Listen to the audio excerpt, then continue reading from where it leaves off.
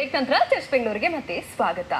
ಆತ RTE ಪೋಷಕರ ಸಂಘದ ಪ್ರಧಾನ ಕಾರ್ಯದರ್ಶಿ. ಯಾವಾಗಲೂ ಬಡವರ ಪರ ಕೆಲಸ ಮಾಡುವುದಾಗಿ ದೊಡ್ಡ ಮಾತಾಡ್ತಿದ್ದ. ಆದ್ರೆ ಆ ಒಂದೇ ಒಂದು ಆಡಿಯೋದಿಂದ ಆತನ ಅಸಲಿ ಬಂಡವಾಳ ಬಯಲಾಗಿದೆ. ನಾವು ಒಂದು ಶಾಲೆಗೆ 500 ರೂಪಾಯಿ ಕಲೆಕ್ಟ್ ಮಾಡಿ ಅಂತ ಹೇಳಿದ್ವಿ ನಿಮ್ಗೆ. ಅದು ದೊಡ್ಡ ಅಮೌಂಟ್ ಆಗುತ್ತೆ ನಿಮ್ಗೆ?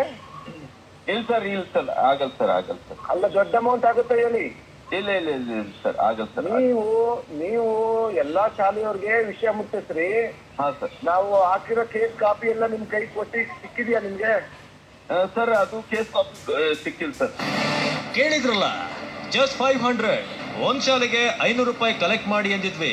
ಅದು ದೊಡ್ಡ ಅಮೌಂಟ್ ಆಗುತ್ತಾ ನಿಮ್ಗೆ?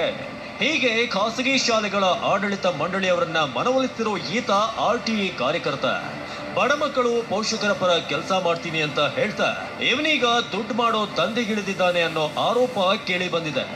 RTE ಪೋಷಕರ ಸಂಘದ ಪ್ರಧಾನ ಕಾರ್ಯದರ್ಶಿಯಾದ PN ಯೋಗಾನಂದ ಇಂತಹದ್ದೊಂದು ಆರೋಪಕ್ಕೆ ಗುರಿಯಾಗಿದ್ದಾನೆ. ಅಂದ್ಹಾಗೆ RTE ಆಧಾರದಲ್ಲೇ 100 ಖಾಸಗಿ ಶಾಲೆಗಳು ನಡೀತಿವೆ. ಆದ್ರೆ ಇದ್ದಕ್ಕಿದ್ದಂತೆ ಸರ್ಕಾರ ರೂಲ್ಸ್ ಚೇಂಜ್ ಮಾಡಿದ್ದು ಬಡ ಪೋಷಕರಿಗಷ್ಟೇ ಅಲ್ಲದೆ ಕೆಲ ಖಾಸಗಿ ಶಾಲೆಗಳಿಗೂ ಸಂಕಷ್ಟ ತಂದಿದೆ. ಇದನ್ನೇ ಬಂಡವಾಳ ಮಾಡಿಕೊಂಡ PN ಯೋಗಾನಂದ ಹೊರಗೆ RTE ಮಕ್ಕಳ ಪರವಾಗಿದ್ದೇನೆ ಎಂದು ಸುಳ್ಳು ಹೇಳಿಕೊಂಡು ಒಳಗೆ ಖಾಸಗಿ ಶಾಲೆಗಳ ಆಡಳಿತ ಮಂಡಳಿಗೆ ಫೋನ್ ಮಾಡಿ ಕೋರ್ಟ್ನಲ್ಲಿ ನಿಮ್ಮ ಪರ ನಿಲ್ಲಲು ಕೇಸ್ ದಾಖಲಿಸಿದ್ದೇವೆ, ಇದಕ್ಕೆ ಭಾರಿ ಹಣ ಬೇಕಾಗುತ್ತದೆ, ಹೀಗಾಗಿ ಪ್ರತಿ ಶಾಲೆಯಿಂದಲೂ 500 ರೂಪಾಯಿ ಕಲೆಕ್ಟ್ ಮಾಡಿ ಅಂತಿದ್ದಾನಂತೆ.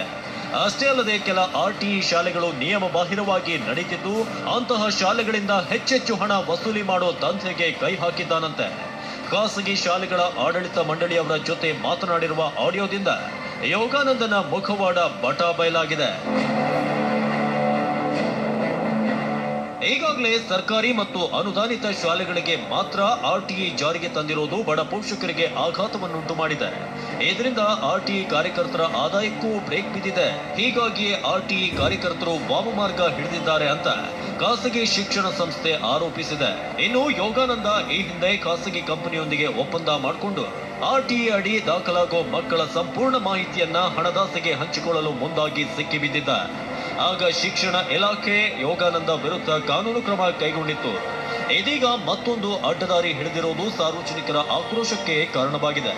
ಖಾಸಗಿ ಶಾಲೆಗಳ ಪರವಾಗಿ ನಿಂತ್ಕೊಂಡು ಖಾಸಗಿ ಶಾಲೆಗಳಿಂದ ದುಡ್ಡನ್ನ ಪಡೆದು ಈ ಒಂದು ಕೇಸನ್ನ ಅವರ ಒಂದು ಅನುಕೂಲಕ್ಕೆ ಹೋರಾಟ ಮಾಡ್ತಾ ಇದ್ದೀವಿ ಅನ್ನತಕ್ಕಂಥ ಏನು ಧ್ವನಿ ಸುರುಳಿಯಲ್ಲಿ ಕೇಳ್ಪಟ್ವಿ, ಇದು ದುರ್ದೈವದ ಸಂಗತಿ. ಹಾಗಾಗಿ ನ್ಯಾಯಾಲಯ ಕೂಡ ಇದ್ರ ಬಗ್ಗೆ ಎಲ್ಲ ತುಂಬ ಸೂಕ್ಷ್ಮವಾಗಿ ಗಮನಿಸುತ್ತೆ.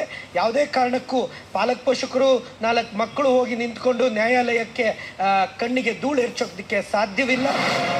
ಇನ್ನು ತಾನು ಮಾತನಾಡಿರುವ ಆಡಿಯೋ ಎಲ್ಲೆಡೆ ವೈರಲ್ ಆಗ್ತಿದ್ದಂತೆಯೇ ಯೋಗಾನಂದ ಸಂಪರ್ಕಕ್ಕೆ ಸಿಗದೆ ನಾಪತ್ತೆಯಾಗಿದ್ದಾನೆ. TV9 ಕೂಡ ಈತನ ಸಂಪರ್ಕಕ್ಕೆ ಪ್ರಯತ್ನಿಸಿದ್ದು ಈತ ಕೈಗೆ ಸಿಕ್ತಿಲ್ಲ. ತಾನು ಮಾಡೋ ಕೆಲಸ ಸರಿ ಇದ್ರೆ ಈತ ಧೈರ್ಯವಾಗಿ ಇದನ್ನ ಎದುರಿಸಬೇಕಿತ್ತು. ಆದ್ರೆ ಈತ ನಾಪತ್ತೆಯಾಗಿರೋದು ಈತನ ಮೇಲೆ ಇನ್ನಷ್ಟು ಅನುಮಾನ ಬಲಗೊಳ್ಳುವಂತೆ ಮಾಡಿದೆ. ಪವನ್, TV9 ಬೆಂಗಳೂರು.